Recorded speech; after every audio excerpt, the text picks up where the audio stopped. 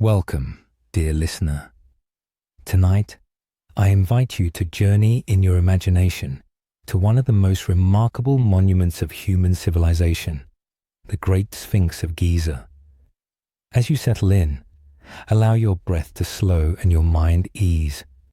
Close your eyes for a moment, if you wish, and travel with me across time, beyond the noise of the modern world, into the desert, where silence has reigned for thousands of years. Here, where the golden sands of Egypt meet the bright blue sky, something waits, something timeless. The Great Sphinx of Giza, carved from living limestone, the Sphinx is part lion, part human, a creature of enormous power, yet calm, patient, and wise.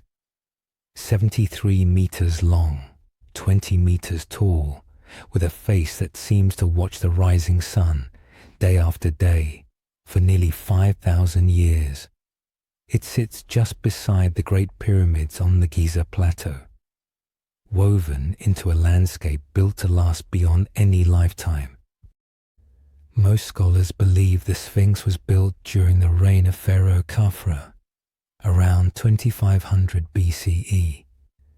His pyramid stands behind it, towering in pale limestone, once gleaming white under the fierce Egyptian sun. The Sphinx is thought to bear Khafra's face. Its nose is missing, broken perhaps by vandals, perhaps by centuries of weathering. Yet the calm, serene presence remains, a gaze that has not flinched across storms, invasions, and the shifting sands of time. Why combine a lion and a man? For the ancient Egyptians, the lion was a symbol of ferocity, of protective power. The human head, wearing the pharaoh's headdress, symbolized intelligence and royal authority. Together, they formed a creature strong enough to defend eternity itself. Imagine the workers, thousands of them, gathered before dawn on the plateau. The smell of fresh-cut stone, the ringing of copper chisels, the distant sound of the river, and the cries of traders bringing bread and water. Stone by stone, they built the dream of their king, a monument that was not just art, but a statement of cosmic order, meant to endure forever. The Sphinx was carved from a single outcrop of limestone, its body emerging from the living rock. Blocks removed from around it were reused to build temples nearby, linking the Sphinx to the pharaoh's burial complex in a grand sacred design. Facing due east, it watched each sunrise, participating in the daily rebirth of the sun god Ra, sharing in the cosmic cycle of night and dawn, death and life. The rituals at Giza were immense. Priests in linen robes carried offerings along the causeway, moving from the Nile toward the pyramid and the valley temple. They washed the pharaoh statue, burned incense, recited prayers, and they looked up to the Sphinx, protector of their king, guardian of the journey from this world into the next. Over centuries, desert winds buried the Sphinx again and again. Only its head was visible, rising from the sand like a dream half remembered. Travelers told stories about its meaning, its age, its purpose. Some wondered if it hid treasure beneath its paws. Some believed it was a monument older than any pharaoh, a guardian of a lost civilization. Prince Thutmose slept in his shade, seeking shelter from the sun. He dreamed that the Sphinx spoke to him, promising that he would become pharaoh if he cleared away the suffocating sand. When the dream came true, he placed a great stone tablet between the Sphinx's paws telling the story of his vision. That dream stele is still there today, its ancient writing worn but still legible, whispering a royal promise across the centuries. As more centuries passed, the Sphinx slipped back into the dunes. Medieval Arab travelers called it Abu al-Hol, the father of terror, half in fear, half in awe of its power.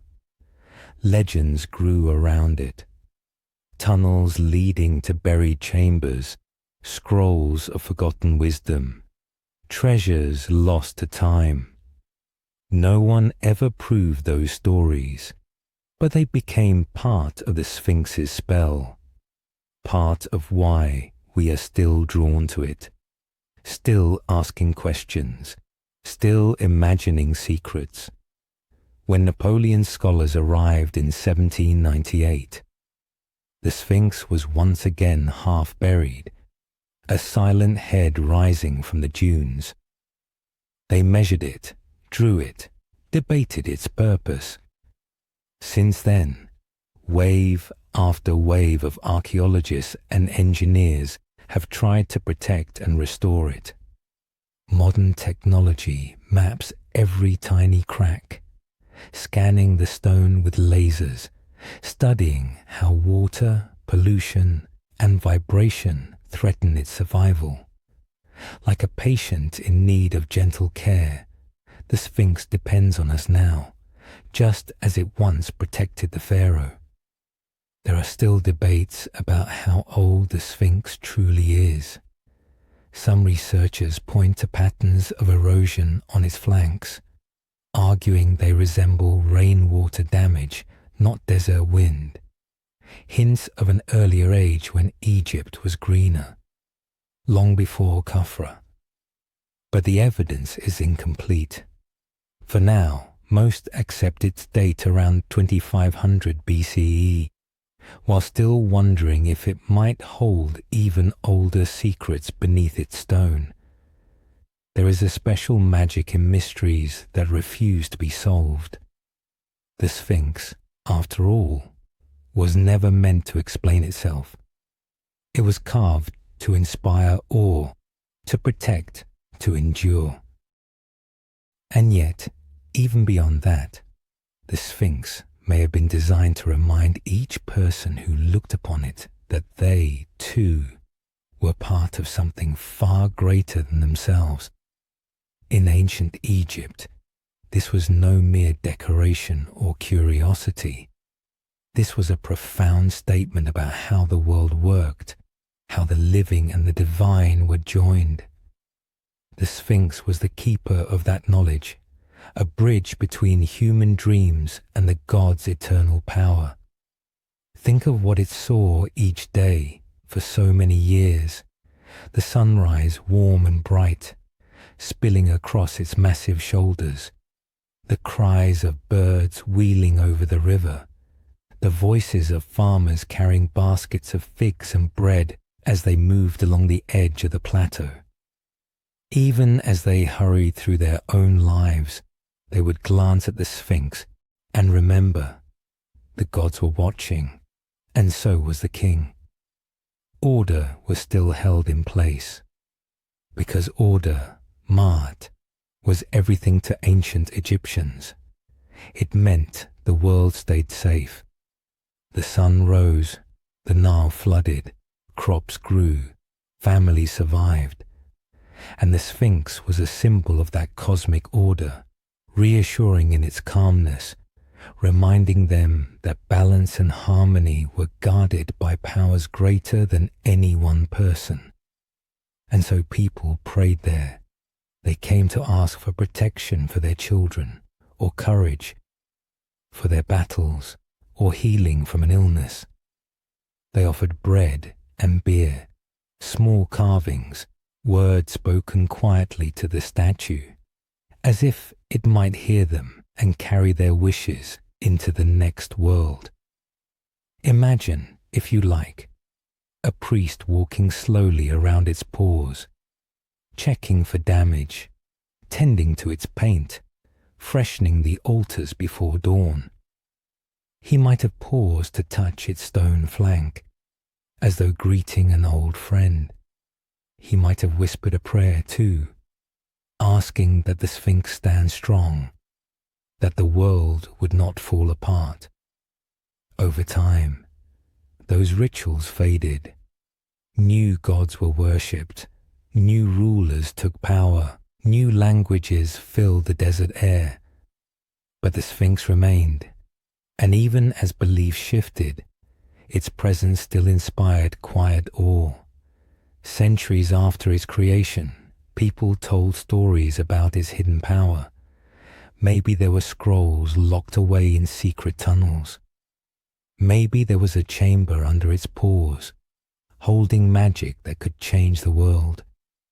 These stories were never proven, because the Sphinx feels like a keeper of riddles, a monument that does not give up all its answers. Even in our own time, as archaeologists scan its foundations with radar and study every grain of its stone under a microscope, the Sphinx keeps part of its heart hidden. There is a beauty in that, a reminder that wonder is just as important as fact, that sometimes we must let mystery breathe. The Sphinx also has something to say about patience. It has endured storms, earthquakes, invasions, and the slow grinding away of wind and sand. Its nose is gone. Its headdress is worn. Its surface is patched and mended in places. But its expression remains steady, calm, unbothered by the passing centuries. In a world where we often rush, where we are pulled in 100 directions, the Sphinx shows us another way. It waits, it watches, it keeps its purpose no matter what changes around it. That is why so many visitors stand in silence when they finally see it for the first time. In photographs, it is impressive, but in person, it has a presence that words cannot fully capture. A sense that you are standing before something that is not only old, but wise. Something that has seen us generation after generation and still watches without judgment. If you picture that moment, a quiet morning on the Giza plateau, you can feel the soft desert breeze, the faint taste of sand in the air. The Sphinx is there, as it has always been. The pyramids rise behind it, their angles softened by light. Birds call across the Nile. For a moment, everything seems in balance. Time pauses. That is its gift. To slow the heart, to hush the mind, to remind us that there is something grander and more lasting than ourselves. The more you think of it, the more you realize the Sphinx is like a great question written in stone. Not a question about dates or builders, but a question about life itself. What do you stand for? What will you guard? What will you protect through your storms, your trials, your endless changes? It has no mouth to speak those questions, but it asks them anyway, through its very being. And somehow, in the calm of its presence, you may find your own answer. Imagine the night falling over Giza, a deep blue sky filled with quiet stars. The wind slows, even if no one is looking. It keeps its eyes fixed to the east, ready for the first light of dawn. That is its ritual, waiting for the sun, holding space for rebirth, believing that each day brings a chance to begin again.